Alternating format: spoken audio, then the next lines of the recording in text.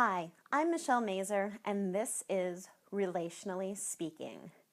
Today, I wanted to give you 3 tips on how to give effective feedback. Now, when we're asked for feedback, this can be a tricky point in a relationship. We can either build a relationship by the feedback we give or tear it down. So, of course, we want to build our relationships up. So, feedback is critical.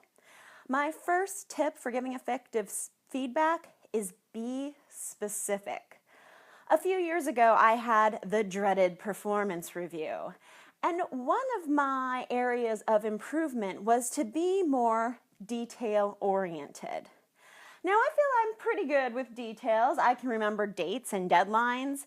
I tend to go to work with both of my shoes matching, so I obviously have some level of attention to detail. So I asked my manager, well, what specifically do I need to work on? And she looked at me like I had 4 heads. Like, why are you asking that? Just improve your attention to detail. And I needed a specific example so I could know when I'm in one of my I'm not so good at this zones, so I could really key in. Which brings me to my second tip for feedback. And that is to provide solutions.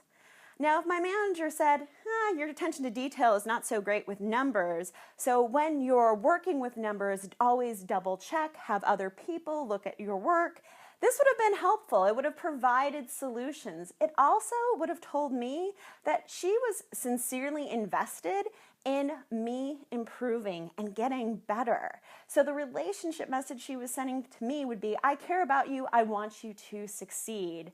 Instead of just giving me unspecific feedback with no real way to improve. And my final tip for feedback is to always use I and never we. When you're in a review or getting feedback as a speaker and you hear, we feel that you could improve this, you start wondering who that we is. Is it everybody in the audience? Is it everybody in my organization? Who is we? But when we form feedback in the I voice, we know exactly who it's coming from. I've received feedback that you could.